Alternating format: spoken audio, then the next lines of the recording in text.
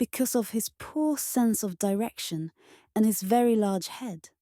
Albert Einstein was born in Ulm, Germany, in 1879 at the age of 2. As a youngster, he walked to school every morning, but also owing to his poor sense of direction, he attended 8 different schools.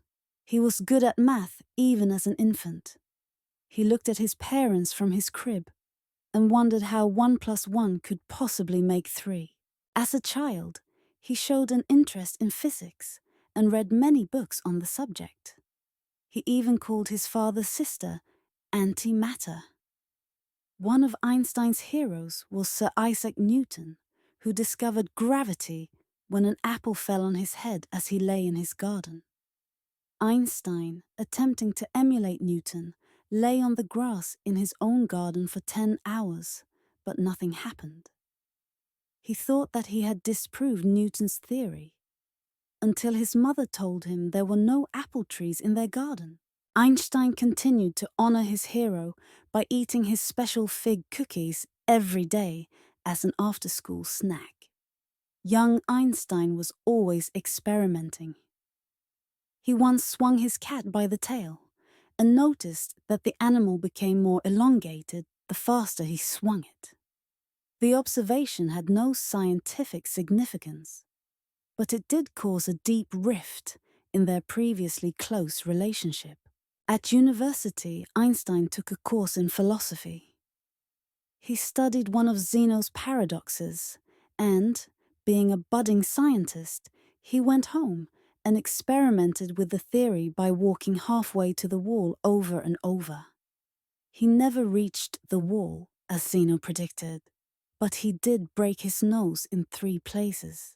Einstein was absent-minded, but he was also practical.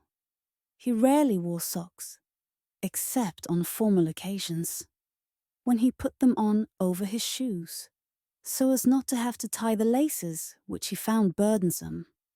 Einstein married Mileva Maric, a brilliant physicist and the only woman in his university class. The couple had 2 sons, and Einstein wanted to name them Positive and Negative, so they would stick together. The principle of quantum superposition says that a particle can be in 2 places at the same time. When Einstein started cheating on Mileva, he used that theory as an alibi.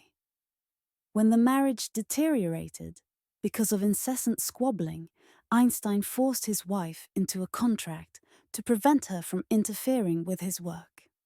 The Einstein's cleaning lady found a draft of the document, which stipulated that Mileva would agree, first, to speak only adverbs, 2, not to iron her husband's pants while he was wearing them, 3, never to bring him a bowl of soup with a fork, 4, that sexual intimacy would be withheld except on days beginning with Z.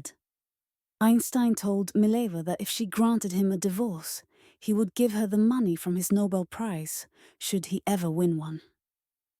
He later tried to get out of the deal by telling her that the prize was only a stick of dynamite signed by Alfred Nobel. Unable to find a teaching post at any university, Einstein was forced to take a job with the patent office in Bern, Switzerland. While daydreaming about physics one morning, he inadvertently accepted a patent for a new version of the Swiss telephone directory in which people were listed not alphabetically but according to height. He also granted a patent for a new version of the Bible with the answers in the back. The famous photograph of Einstein sticking out his tongue was taken during a brief charitable phase, when he offered to lick stamps for people suffering from dry mouth disease. This was a common local affliction in those days, traced to a bad run of Swiss cheese. Einstein was lactose intolerant and thus did not succumb to the illness. When Einstein got remarried to his cousin Elsa in 1919, he discovered the true meaning of relativity. Unfortunately, Elsa knew nothing about physics. She thought general relativity was an officer in the German army. Einstein tried to explain the theory of relativity to Elsa by offering the following example. If Marilyn Monroe sat on your lap for an hour, it would seem like a minute. But if you put your hand on a stove for a minute, it would feel like an hour. He took her into the kitchen to demonstrate, and she wisely said, "You first."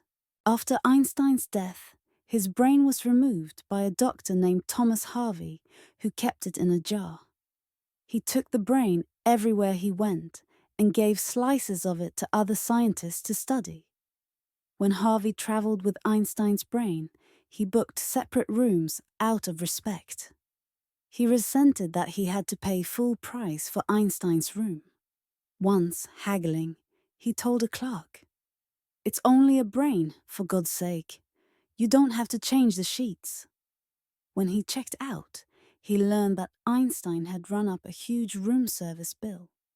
Einstein's executors went through his desk and found a note, written on a napkin, which said, "Edvard will be the master of ceremonies when I win my second Nobel Prize." In brackets, he wrote, E equals mc squared. They also found an early draft of Einstein's most famous saying. "God does not play dice with the universe," it read, "but he does seem to enjoy Monopoly." Diamond